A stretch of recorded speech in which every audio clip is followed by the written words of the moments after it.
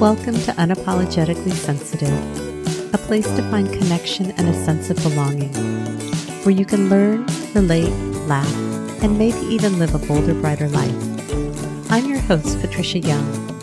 This is a weekly podcast where we talk about sensitivity and the richness that it adds, the strengths we have because of our sensitivity, and some of the challenges it poses as well.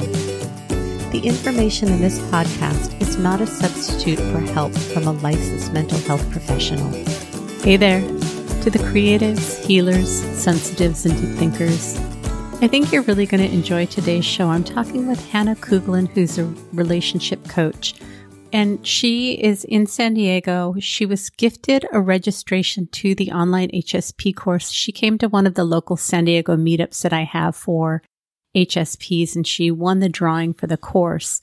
What I really love about this conversation is Hannah has some great insights about what it was she got out of the course. And because she's a relationship coach, she really has this insight about being able to hold more than one thing at a time, which means that we can be having deep feelings and we can honor them, but we don't have to get stuck in them. And so we talk about that during this episode. We also talk about Justine Frolker, who was a previous guest on the episode. If you go to the show notes at unapologeticallysensitive.com, if you go to the podcast page, the episode with Justine Frolker, and I'll also link to her TED Talk, because she talks about the power of the and, which is what we're talking about, that we can be struggling with one thing and be experiencing joy in another area. And I think because we're such deep feelers, we often get focused on the intense feelings that we're having, and we miss the other things that are going well in our lives. And it feels like to me that life is like the whack-a-mole game, that I master one area and then another area pops up that's out of balance. And then I get balance in that area and then something pops up that I'm struggling with. And so I think when we have this perspective of it's not us, we're not the struggle, we may be having struggles with things, and we can be experiencing more than one thing at a time, it really lowers the bar and allows us to kind of roll with what's going on and appreciate the other things that are going on. So I really appreciate that about this interview. There are a couple of other things that at the end of this interview, Hannah and I continued to record, and we had an offline conversation about some of the differences between coaching and therapy. It's something I'm still really finding challenging to articulate. So this episode ends, I come on, I kind of do a little wrap up, and then if you want to stay tuned and listen to this, it's about a 5-minute conversation that we have about our feelings about coaching and therapy. You're welcome to listen to that, and then it'll end with my traditional ending. Let me tell you a little bit about Hannah. Hannah Kuglen lives in San Diego. She's a life coach who helps people improve their sex lives and romantic relationships by exploring and elevating self-awareness and communication skills. Hannah believes that at the end of the day, relationships matter most, and we should embrace, nurture, and treat them as tools for personal development. Hannah enjoys reading, writing, cooking, and exploring new places with her husband. If you're enjoying this podcast, you can really help me out by continuing to share it with other people. If you're comfortable posting on social media, if you follow me on Instagram or Facebook, we've got the closed Facebook group, Unapologetically Sensitive, and I have a page that's open to anybody called Unapologetically Sensitive. If you're open to sharing any of the episodes, that would be great. And now, on to the show. Hey, Hannah, welcome. Thank you. Thanks for having me. Thanks so much for being here today. So you just finished the last round of the HSP courses. You were actually gifted a membership in the course. You came to one of the local meetups.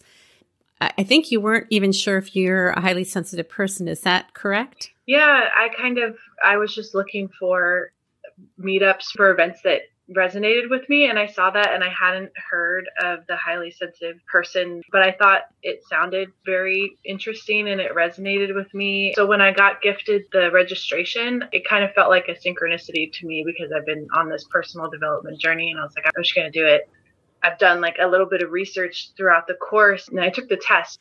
It said that I was, based on the way I answered, and it definitely spoke to an insecurity that I've had throughout my life, feeling a little bit different than a lot of people that I've grown up with. It happened at the right time. I'm glad that I accepted it. Why did you decide to take the course?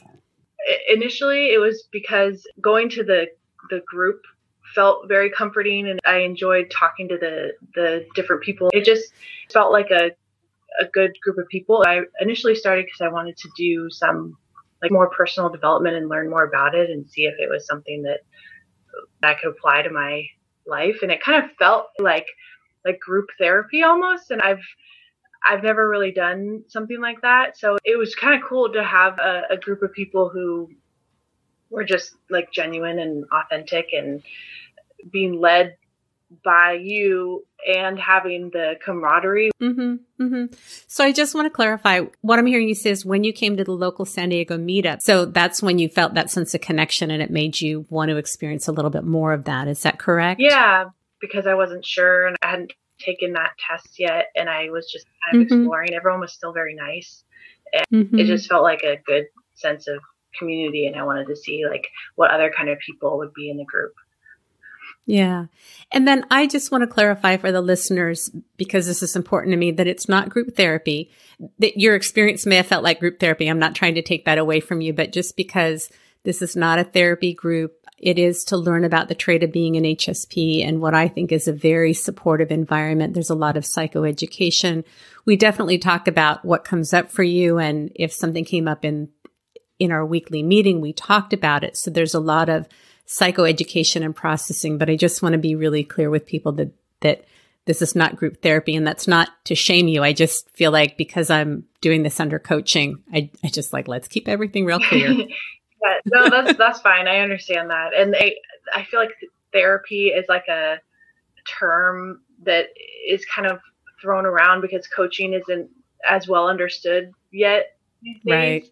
But it is different because the back and forth is important. Like I've done just one-on-one like CBT therapy, and sometimes you feel like you're just kind of talking to a wall, and it can be helpful in certain situations. But what I appreciated about this group was that there was a back and forth. And like if I said something and I'm talking about a limiting belief that I maybe didn't even realize that I had, you had a really good way of mirroring what I was saying and like, okay, so are you saying that this is what you think is going on? And then having that reflected back to me and realizing, oh my gosh, I'm doing the thing that I am getting upset about that other people are doing, in a way that therapy doesn't really do that. And I appreciate that you were gentle about it, but also not afraid to step in when somebody was saying something that was maybe not a reflection of what's actually happening, but just a reflection of the story that they're making up in their head. And that was really helpful. That goes on for us so much. And it's interesting. I have somebody who took one of the previous online HSP courses is seeing me for coaching now. And we recently had a session, and it's interesting. She was upset about something. And I just tend to go to a place where I want to reflect that, yes, you're in this process and this is where I see you heading. But because I was trained as a therapist, I still have this stuff that goes on, like maybe I'm trying to be too positive. Maybe I should just let her be where she's at. I still have those gremlins that come up. And so what I do is I asked her, I said, hey, something is coming up for me. I'm wanting to give you information, but I don't want to take you out of your process. Are you open to feedback? She said yes. And I said, let me give it to you and then let's see how it lands with you. So we talked about this process that you're explaining right now, but bringing it into the coaching to see if it's effective. And what she said is, and this was my experience, I've had years and years and years of therapy. I'm not bashing therapy at all. I wouldn't be where I'm at without therapy. So I want to be very clear about this. But I would go to therapy, and I think especially as highly sensitive people, we share these really deep things. We don't know that we're HSP. Our therapists, depending on what their orientation is, will often listen to us, but don't validate, normalize, help us see it in a bigger picture. It triggers these stories of how we're not okay. Then we leave and we're deep processors. And then we usually beat ourselves up over everything that we said. And it can be a really painful experience. And when I shared this with the coaching client, I didn't share that. That's what she reflected to me. And she said how helpful it is to have somebody that can mirror where she's at in her process and help her see the bigger picture. Again, everybody's going to have a different theoretical orientation, whether you're a therapist or a coach. So I want to be, again, very clear that I'm not trying to bash anything. But the feedback that I get from people and what I hear you saying is this is really helpful because we do an educational model. My gremlins are saying I'm talking too much, so thank you for sharing. And then you have an opportunity every week in group to talk about how that's showing up for you. And then we have stories in our head that don't work. And I see that as my job of saying, hey, I'm wondering if this is what's going on, and reframing it so that you have a whole new way of integrating what you're learning into your life. That was a lot of talking. I'd like to let you respond now. Well, no, it's like, that's fine. I agree with everything that you said. And I think I'm starting to realize, for me, the difference, and I'm working on becoming a relationship coach myself. And part of that was joining this group. And I think how you're describing some of the differences, it really resonates with me, because I was looking at Maslow's hierarchy of needs. And I feel like coaching is more of the top two, self-esteem and self-actualization. How do we help people get there? I think therapy can be really helpful if you're struggling with something on the bottom three layers and you have to work through something in the past, but then you get to a certain point and you're like, okay, my basic needs are met. How do I still feel unfulfilled? How do I get to another level? And that requires a lot of deep introspection too, in a way that you need somebody who's been where you're at and who can reflect back these limiting beliefs that are holding you back. And I feel like you did that in such a kind way for us. I don't want to say anybody else in the group did this, but from my own experience, I go back and forth between this. I'm highly sensitive. This is a great trait and it's very powerful and I can use it to my advantage. And then there's this, I'm highly sensitive. I'm a victim and people need to just cater to my needs. And so when I started kind of falling to this side, you're so gently, okay, I hear what you're saying. This is a struggle, but let's back up and look at the big picture, and kept us from staying in that space for too long. And I feel like that's what's so important if we're going to get to the higher version of ourselves. Is okay, yes, you can complain a little bit. You can vent your stuff out, but now what are you going to do about it? And you had that attitude of holding the space for us to vent a little bit, but then nicely drawing us out. Okay, now what are you going to do about it? And you had really good examples. There was this one time with one of the people in the group who was talking about having to have an uncomfortable emotional conversation, and you role played. And that was really helpful to just see you role play and stand your ground as a highly sensitive person and say, I can't go to this event. It sounds like a lot of fun and I hope you guys have a really great time, but I'm not going to be there. And just like that, it's that simple. You don't need to explain anything. And seeing your example and having you lead it in that way was really helpful. And I've actually applied some of these things that we've talked about. Recently, I set a boundary with somebody that 5 years ago, Hannah never would have done. Yeah.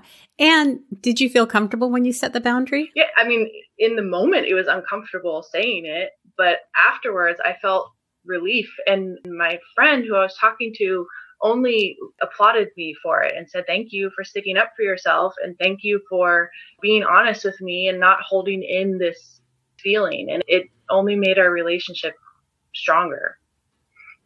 That's amazing. I think in relationships where there's the capacity for both people to do that, we get that. Oftentimes we set a boundary and we think we're going to feel better and we feel worse. And sometimes we set a boundary and people aren't happy that we set a boundary. And what we talk about in the course is the goal is to set the boundary. It's not about the feeling that we're going to have, because sometimes people don't appreciate us setting boundaries and it takes practice to sit in that discomfort, but that's okay. Yeah. And that was kind of what it felt good in the moment after we were done. And then the next day I had these residual, they're talking to me different, or they're not responding to text the same way they used to. So I started questioning it, but I don't regret what I did. And I think the biggest change that's been a culmination of this whole year of doing stuff, but this group helped me recognize it, was the connection between my mind and my body, because I get so caught up in my head all the time. And I thought I was in touch with myself in that I can tell when I'm uncomfortable, but I realize now that I could tell when I was uncomfortable, but I wasn't able to name the emotion, what it was, and I wasn't able to identify what I needed to do to to get out of it. And what happened the other day with my friend was I was sitting in my car waiting for him, and I was starting to get frustrated because he was taking a while. And then it made me think about the things that I wanted to change about the dynamic of our working relationship and our friendship. And I felt this like ball of anxiety, like building in my chest. And I was like, okay, I feel it here. It's anxiety. It's irritation. It's stress. And I need to talk to him about this. And I need to tell him that I no longer want this dynamic in our relationship, and I want this instead. And I never would have been able to do that 5 years ago, 3 years ago, a year ago.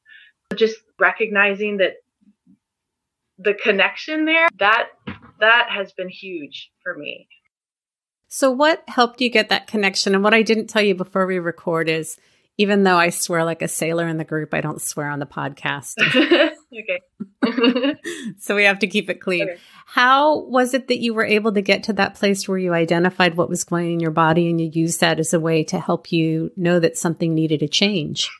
So on my own, I've been doing a lot of meditation recently, and I hesitate to even call it meditation. I've called it silence because that makes it feel like less pressure that I need to start levitating or something. I've been doing the morning routine of sitting in silence and reading and writing and visualizing. And then in the group too, we did the check-in, how the hell are you check-in? And we would go through a guided meditation, and having the visualization that you did of a scan of your body and checking in. It's funny to describe it now because I couldn't tell you this is the point where I made the connection. You know, it was such a gradual process. And then all of a sudden I was sitting in my car and I recognized all these feelings. So I think it was a gradual process of just making a daily practice of being quiet and feeling my body and not trying to think too hard about anything, and then talking about how you're feeling. And I think subconsciously it just made this connection between I'm feeling tight in my stomach or I'm feeling tight in my chest, and then talking about it comes out that I'm feeling anxious or stressed, and then that connection slowly forms over time. And then one day you just have a moment where I realized, oh my gosh, this is happening and I know what I need to do to fix it. And right. And what we would do with that check-in also is, where are you having tension in your body? Can you breathe into it? Who's showing up? What do you need? What parts of you are showing up? The part that's our taskmaster, or feeling crabby, or feeling needy, or feeling lonely, or feeling content.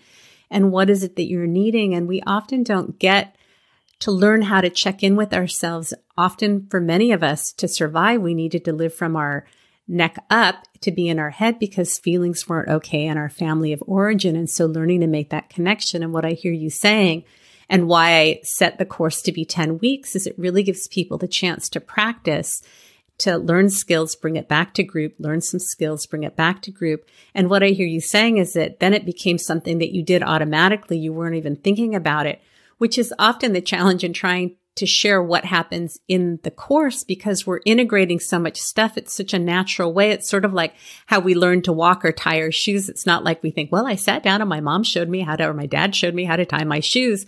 We just learn it because we're getting the modeling that we didn't get around how to show up and have feelings and communicate and take care of ourselves. Yeah, I think that's another reason why this is so nice too, a check-in after the group and talk about it. Because if somebody asked me while it was going on, what are you getting out of this? It'd be hard to articulate, I think.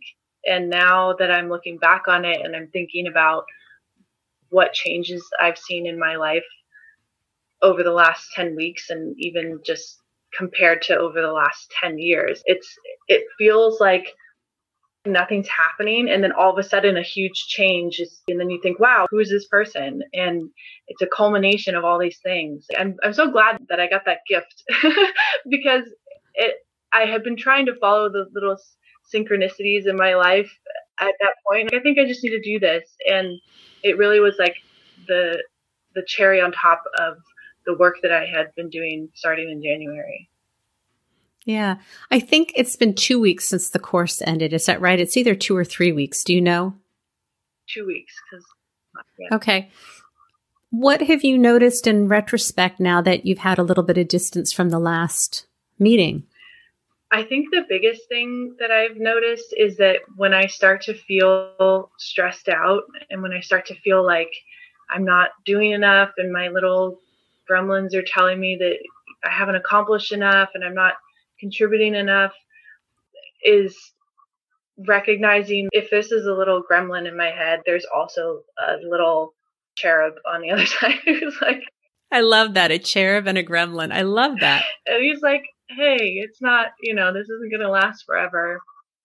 And recognizing that there's things that I can do to move through it and not ignoring the gremlin. Okay, I hear you, and allowing them to be there, but then also not sticking around for too long, and then moving forward. I think I'm dwelling less. It's the biggest thing that I've noticed. Yeah, for me, what being able to identify whether we call them gremlin or the negative voices, or if you do internal family systems and you talk about that they're parts of you, whatever language we use, I think there's so much power in going from that place of feeling like there's something wrong with who I am to this is what my gremlin is saying. Because then, like you said, you can see that there's a perspective and we can hold more than one thing at a time. And I think that our society is very binary. Things are good or bad. They're right or wrong. This is who I am. So I'm either valuable or I'm not valuable, as opposed to I'm precious. And then being able to hold an uncomfortable feeling and maybe what the truth is together and find a way to be with both of those at the same time, because life is sometimes about the messy middle. Yeah. The balance.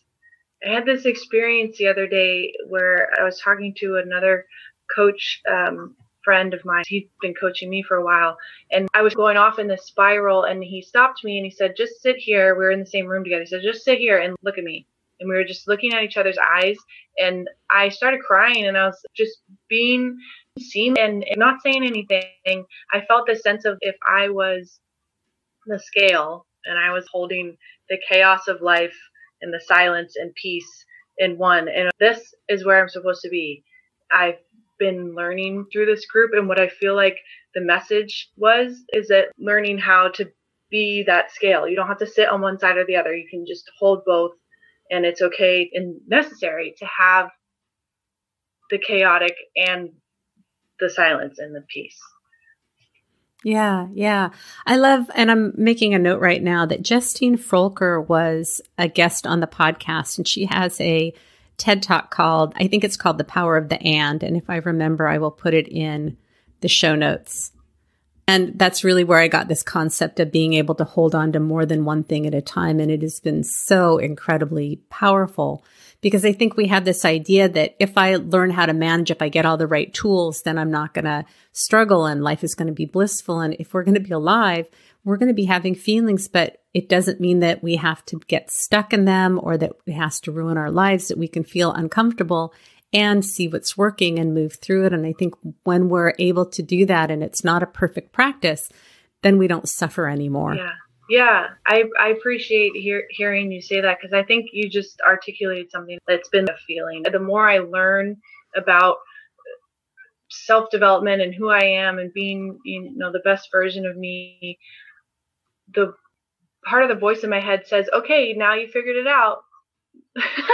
Like now everything's fine and everything's going to be fine. And then you hit a speed bump because life and circumstance, and it can be so easy to fall back into the same pattern. So I think if I went into the group thinking that it was about figuring out how to be the best HSP that I can and going through life without any problems, I came out learning that that's not what it was about. It was about learning how to have both and be able to manage the ebb and flow of life. And I think that's probably a lesson that will continue to happen over and over again for the rest of my life.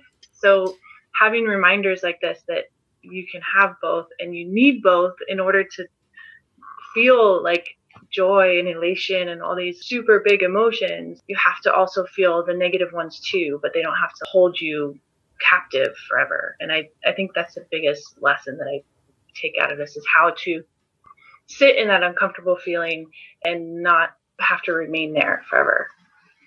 Right. So I hear you talking about expectations and disappointments, that I think, especially as highly sensitive people, we have this way that we expect the world to be. We expect people to show up the way that we show up. And we often have expectations without ever even realizing that we have them until we're disappointed. I mean, for me, it's like, oh, I had an expectation I didn't even realize.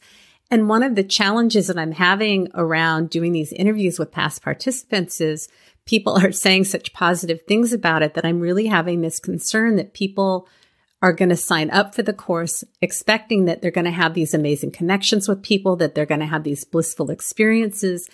And how do I communicate what people have experienced? And for new people that are hearing this and thinking about taking the course, how do you go into this and not have those expectations? Because if you do, you will not be happy with the course. Mm-hmm.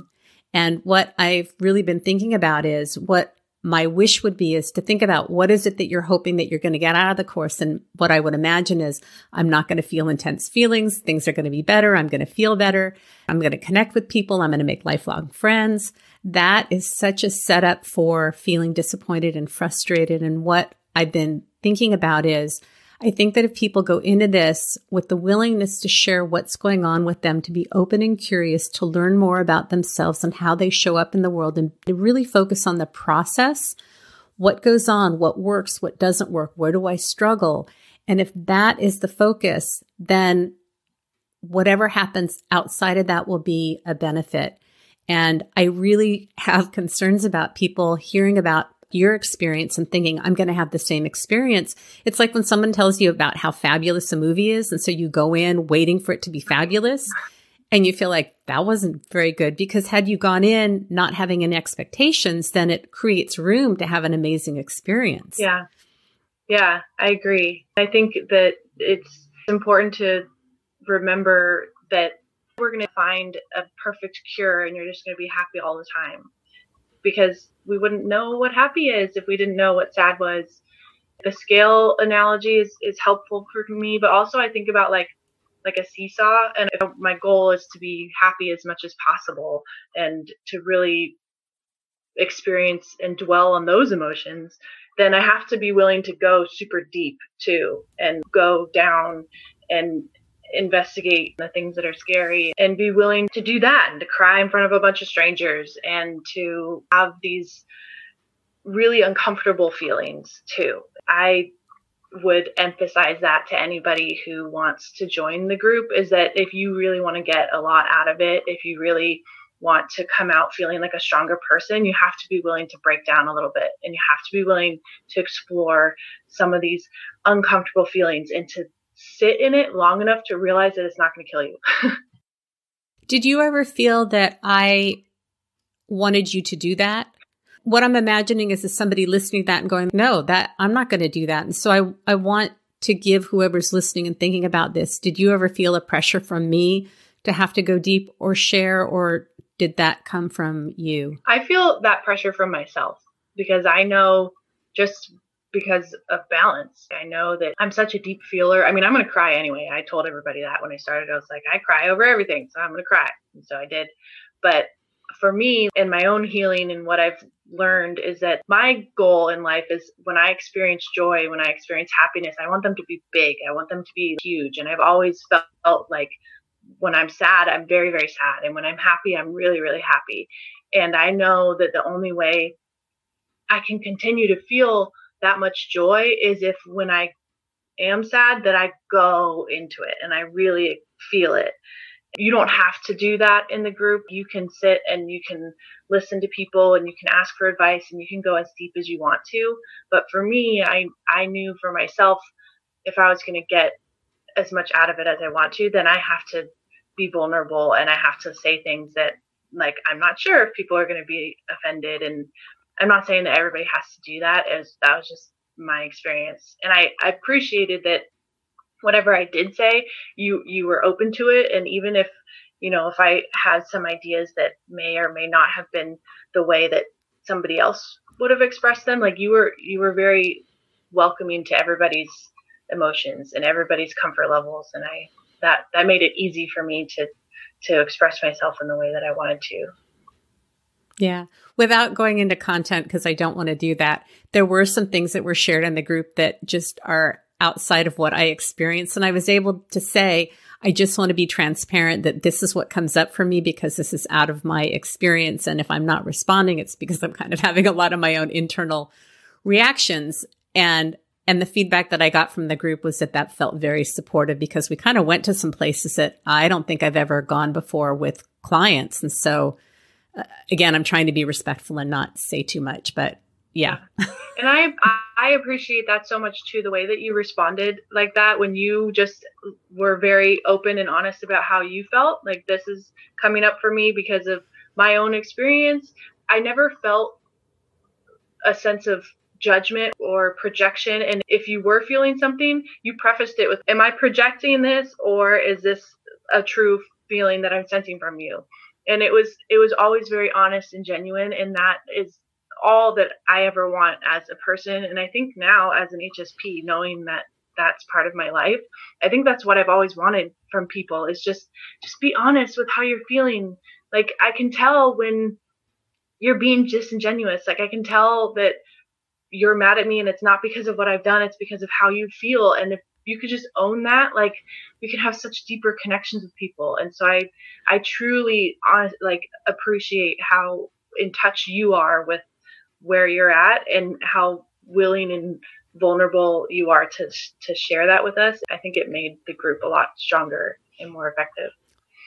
Well, thanks. And I think what I want to add is, oftentimes, like with this situation that we're kind of being vague about intentionally, is had I not said something, it did bring up stuff for me because it was out of the realm of what I experienced. I have some discomfort around it because it's not familiar. Had I not said something, you may have picked up on the feelings that I wasn't expressing, but added a judgment or a story that I was judging you, or I was disagreeing, or I was unhappy, or I was uncomfortable, which is why I think it's so important to name what's going on, because we do pick up on how people are responding, but the story that we attach to it may not always be accurate, which again, I'm going to go back to how I operate as a coach, is to be pretty transparent about what's going on, because chances are the people that I'm working with are picking up on it. And if I don't name it, they're going to attach a story, and it's usually not a favorable story. Yeah. Yeah. We can make up some pretty crazy stories in our head. That's another thing that I think I've been learning from the group, but mostly from the way you conducted the group. I learned from the people that were involved, but from you, you've made me think twice throughout the day when I'm feeling something. How can I explain this to somebody? How can I explain what I'm feeling without judgment and just taking full ownership for what's going on? And I think that intention too goes back to feeling more connected between my mind and my body, just paying attention to that when something's coming up. You use the word curious a lot in the group, and just becoming curious about the feelings that are coming up and being okay, even if I can't explain it. Like, if I think, okay, I have this feeling coming up, what is this about? Why is this here? How does this relate to the conversations that I'm having? And just being really curious about it and being really intentional with trying to figure it out, but also patient with myself that if I don't know right now, I will eventually, and that's okay. It's a process, like you said, and like appreciating the process. I appreciate you for being open with how you're feeling, and that's helped with my communication skills with my friends and my family and my clients too. Thank you. Was there anything unexpected about the group? Like, I don't know how much you had regarding expectations going in, especially since you were gifted the group. So my guess is it kind of kept the expectations a little on the low side, but are you able to speak to that at all? Yeah, I definitely went in without a lot of expectations. I guess if I had to think of something that was unexpected, it was probably the other ladies in the group were so encouraging and warm. Sometimes it can be a little bit daunting to go into a group of people that I don't know, especially with women. And I hate to say that, but like, I feel like there's so much pressures on women to just perform. And then when you're together, there can be like this sense of like competition. And I never felt that with anybody in the group. And everybody was so encouraging. And when I said things that were vulnerable, when I cried, I wasn't sure what people were going to think. Like, I was only met with love and compassion, and people asked questions and asked for advice from each other. And it was just really welcoming. And that in a way was kind of surprising, which is sad. I wish it didn't have to be that way in the world, but that was a pleasant surprise. Everybody was just so nice. Well, what I'd like to think from that is that it showed you the possibility that you can have a connection with other women where it feels supportive and nurturing, even though sometimes being around women can feel competitive and not supportive. Yeah. That was nice. There's a couple of the ladies, we started a Marco Polo group together, and we'll send each other video messages every once in a while, just checking in. It's nice that I feel like it created a sense of camaraderie with people on other parts of the country that I never would have met otherwise. So yeah. It's interesting. 2 out of the 3 groups have chosen to stay in touch with each other, either through continuing on the online group Zoom or through Marco Polo or a Facebook group. And one group didn't. And what I can say is in each of the group, there was one person who said, I really want to stay in touch. And that one person is the one that made that happen. Yeah. That's kind of nice to see how the different personalities added different types of value, because it does usually take somebody who's more group oriented. There was some times where you could tell people wanted to say something or they wanted to contribute, but sometimes they needed permission from somebody. And so someone would ask a question because they just wanted to present something to the group. And it gave people, even people that might not have volunteered information, it gave them the opportunity to speak up too and to give their perspective. And it was always helpful. Did you ever get the sense, or did you ever feel pressured to share or pressured to be more open than you wanted to? Or did it feel not safe or violating? Like I've had that experience of somebody kind of ripping the covers off and for me feeling incredibly exposed, and it did not feel very honoring. So what was your personal experience and what you experienced in the group with other people? I enjoy sharing when I've been given permission, when I know that it's my turn and I'm allowed to talk. I will talk for a long time. So I almost had the opposite feeling where there were some points where I was like, oh, I feel like I'm talking too much. Maybe I should let somebody else share. And that came up for me in one of the groups, and you suggested a reality check. And I was like, what's that? And you said, well, you can ask, you're sharing too much, to the group, what other people's experience of you was. And that was really helpful, just checking in. And I think that speaks to the stories that we have in our head. Like you said, we put all these stories in our head about what other people are thinking. And when we could just check in and say, hey, this is the story I'm telling myself. Is this true? And everyone was like, no, not at all. What you said added value, and we appreciate you speaking.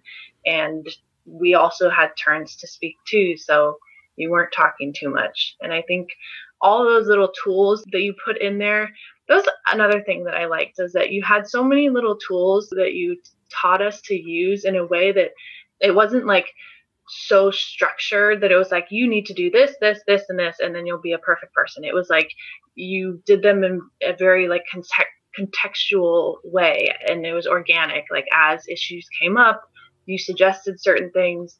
And for me, it was really helpful in the learning process that it was just all very organic. You weren't trying to give us a formula of this is how you become the best highly sensitive person. Sometimes there are some coaches who have a formula. If you do this, this, this, and this at these times, then you'll get $1 million in 2 days. This was very organic. And I appreciated that. I think I'll be able to apply these tools, and I have already, in a way that's more effective, because you weren't trying to tell us what to do. You were just giving us tools to use. Am I rambling? I feel like I'm rambling. Did that make sense? I don't know. It totally makes sense. And you're speaking to 2 things. One is, I think many of us, and I have this, the wound of feeling like I'm too much and not enough. When I'm getting my needs met, when I don't have that part of me that observes, just make sure you take up enough and not too much, when that part leaves because I'm getting my needs met, it's easy for me to slip into that shame of oh my gosh, I'm getting my needs met. This feels good. I'm not monitoring. I must be taking too much, which comes from, and I've done healing work with my mom. I've said this, that my mom was a single parent that was just managing so much and didn't have the capacity. But the wound that I came away with is how I show up in the world and what I need feels like it's too much. I've done work around it, and those thoughts still come up. So that's one of the things that I hear you talking to is that wound of I'm taking too much. I'm not enough. We have both of those.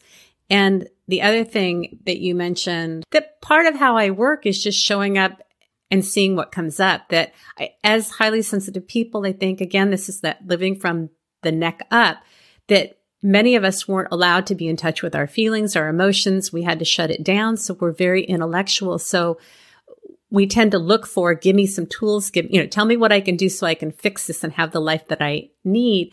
And this course is really about learning to go inward and to see what's going on. What are we feeling? What are we needing? Who's showing up? So that we have more tools in the toolbox to work internally from the inside to the outside, which is sort of how when somebody's sharing, like, well, I'm wondering if this would work or that would work, as opposed to if I were to say, these are the things that you need to be doing, I would be perpetuating that concept that all the answers are outside of you and that you don't have to work from the neck down. And I think part of being an empowered, enlightened, and educated HSP is we get to know what we need, how we show up in the world. And it's not about, I'm an HSP and this is what you need to do. This is what works for me. This is what doesn't work. How can we make this work for both of us? Yeah. Yeah. That's how life is. I finished school in 2012, 2011. I feel like I'm still in this transition period from what you learn in school and what you learn in your 9-to-5 jobs. But then when you get outside of work or outside of school, life doesn't do that. Circumstances happen, and then you have to figure out how you respond to them. And it's not like you do these things and then this will happen. It's life happens. How do you work with it? And I feel like this is much more like, here's the tools as they come up, is much more practical. That's the word I was looking for. Like, much more practical for everyday living. I think it's so easy. And I've experienced this, going to a 1-day, 2-day, weekend, week-long training retreat and being immersed in it. It's so exciting and invigorating. And then I come back to my life and I don't know how to integrate that into my life. That's one of the reasons why when Jen and I put the course together, we talked about it should be 6 weeks, 8 weeks, 10 weeks. I wanted the 10 weeks because I think we really do need time to get information, talk about it, go out and practice it, come back. We need that amount of time to learn tools and to assimilate and integrate it. And so having that ongoing connection, I think is really helpful. I mean, that's what I think I hear you saying. Yeah, definitely. Because if it just happens all at once, then yeah, it's very exciting. I'm going to do this. And then you forget about it when you leave. But having this kind of subtle lessons over the course of 10 weeks, and then when you're done, you're going about your day and you realize that, oh, I'm stressed out right now, but that's okay. I'm going to scream into this pillow and then journal and then go for a run. And I know that it won't last forever. And then I look back and say, wow, that was because we were talking about these things in the group and I didn't even realize that I was learning how to incorporate this into my life. But yeah, I think 10 weeks is a perfect amount of time to start integrating what you've learned. Yeah. I'm looking at time and we need to wind down, and I'm trying to decide between asking you one of two questions. So I'm going to give you a choice. But part of me was thinking, if someone's thinking about taking the course, I know the money is often an issue. Self-care for HSPs is difficult. For me, I often feel like I've spent so much money on things and I don't want to spend more money, and I'll spend money on my dog and my kids and my family and all that stuff. It's hard for me to often make myself a priority. So the two questions are, if someone's thinking about taking the course and is not really sure, is there something that you would want to offer to help them see a perspective that they may not be seeing? Or is there just anything that you think is helpful to share about your experience in the course that I didn't ask you? Like you said in the beginning, I was gifted this course. So I know that finances can be a number one reason why people decide what to do or what not to do. So without knowing the person's financial situation, I think one of the hardest things is to create a habit of something. If you invest in this course, you're investing in creating habits for yourself. And the idea is that when you're done with the course, You will have this habit that you started for 10 weeks of checking in with yourself and checking in with the people around you and learning how to set boundaries. It could be a course that you take over and over again, but it could also be a course that puts you onto a path of, what's the word I'm looking for? Like, you're taking care of yourself. And so you start this course and then you finish with all of these tools that you can use for the rest of your life. It's an investment in self-care. And I think if you haven't been doing self-care for a while, it can be kind of hard to think, how is this going to benefit me? But it's so important, especially for a highly sensitive person, to learn what tools help keep you grounded.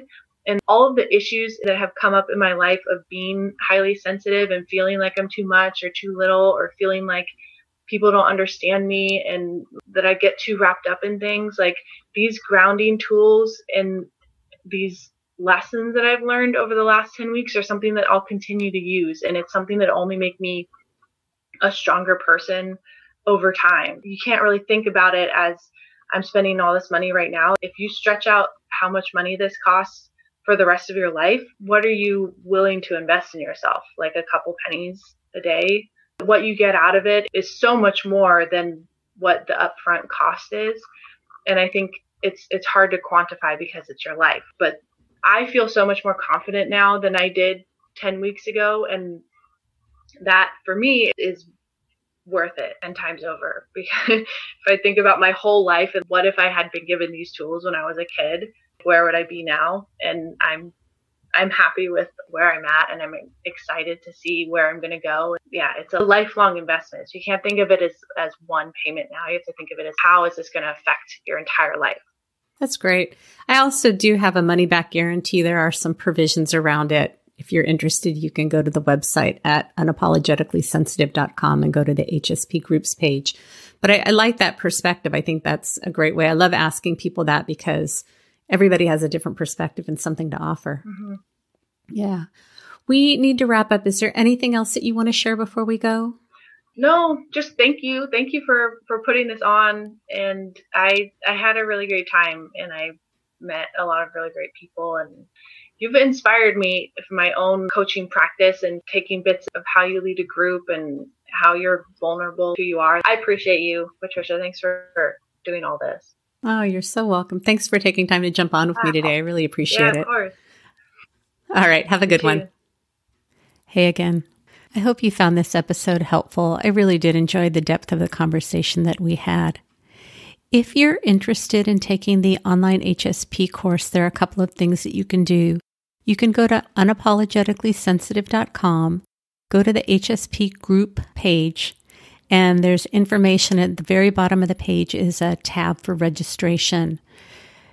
If you have any questions or concerns, please feel free to reach out to me. I know that it can feel like a big investment. People aren't sure if it's going to work for them. So if you're having any hesitations, I really would like to be here and see if I can support you. And the decision may be that this isn't a good time for you to take the course. I really don't feel like I have an investment in whether people take it or not, but I really would like to be of service to you. The other thing is I'm giving away another free registration like Hannah got. If you're interested in a free drawing, what you need to do is send me an email at unapologeticallysensitive@gmail.com.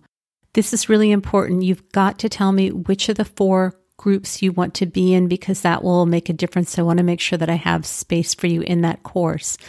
Also, because I really want to make sure that everybody's a good fit for the group, once you send me that request, I'm going to send you a screening intake form and a form for the HSP course. It's just going to help you start thinking about what you might be interested in working on if you are registered for the course. I won't be sending you anything else. I'm not going to bug you, but I just want to let you know what to expect. And then on Sunday, January 12th, I will make a decision about who gets into the course. I'll draw a name and let you know by email because the courses start that week. All right, I think that's it. If you're interested in staying tuned, there's a little bonus episode right now after we stopped recording. Hannah and I, because she's a relationship coach, we're talking about how to articulate the difference between therapy and coaching, and I really haven't come up with anything good yet. And we kept rolling it. It's kind of an interesting interview. So if you're interested, stay tuned for that. And then at the end, I will say what I normally say. All right, and here's our little offline conversation. I liked how you were talking about it with Maslow's hierarchy of needs. I hear a lot about therapy is about the past and coaching is about the future or the present. But when you're highly sensitive and you have deep feelings and that wounding comes from messaging that we received early on, or being able to see that we perceived the world because we had caregivers that weren't able to really honor who we were and to teach us how to embrace it, I really haven't figured out a way to articulate that. And I really wish that I had a really good definition, and I just haven't been able to come up with one. It's been very difficult to explain what is different. Yeah. Yeah. Because I think sometimes I go into speaking to people about coaching, and then as they're talking, it sounds like there needs to be more therapy before they can be in a space where they're ready to be coached. I feel like coaching's a lot more challenging to the person being coached. You're not just going to talk about what's going on and just work through it as you're talking. You're going to be confronted with, well, this is not true. Like, this belief that you have is not in line with reality. What are you going to do to change it? And I feel like a lot of times people who go into coaching thinking, oh, this is different than therapy, it'll fix everything. And then they don't realize how much you have to look at yourself while you're doing it. I feel like it's a lot harder to do than, like, if you want to get something out of it, it's a lot harder than therapy. But I liked when I was looking at Maslow's hierarchy, when I think of if it's a healthy person going into coaching, they've already met the bottom 2 or 3. They have their safety, they have their home, they have their, I forget what the third one is, but they're working on esteem or self-actualization. And in order to get the most out of it, you have to be able to speak about your past without getting stuck in it. I don't work with highly sensitive people that I'm aware of, so it sounds like it would be a lot more challenging.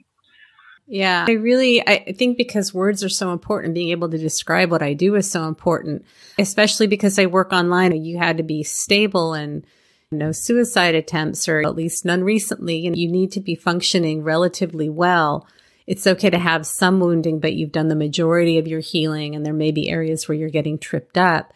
And it's hard because some therapists, there's just not a delineation where this is what coaches do and this is what therapists do. As a coach, I've got all of these therapy skills that I can bring into coaching, but it's not therapy a way that I could really clearly articulate what it is that I do in coaching. So, yeah. It feels like there's more back and forth too. Like, I know that's not the only difference, but there's so much more back and forth between a coach than between any therapist that I've seen.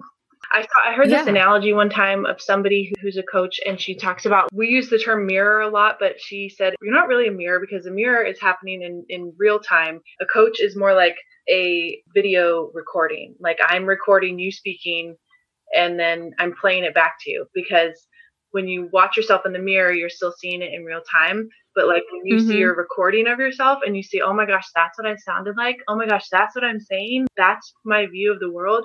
Then you see what your patterns are in a way that you don't when you're just looking in a mirror or when you're just talking to a wall. That analogy of the recording. Yeah. Well, and I always felt like I was doing something wrong in therapy because I did want to engage and do more. And I don't think that there's a right or a wrong for either one. I think the part of me that wants there to be really clear rules, and for me to be able, like, how can people know if they want to work with me if I can't even tell you what the difference is? And I think that that's challenging because I want people to know that I am trained as a therapist and I do have amazing skills to offer, and we're not doing therapy, but how does that translate into coaching? And if you figure it out, let me know.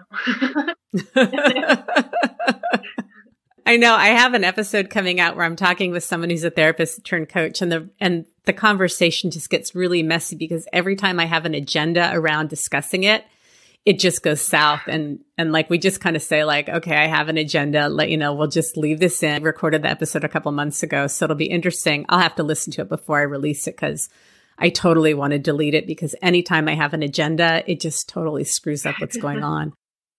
Remember, sensitivity is nothing to apologize for. It's our superpower. Have a blessed day.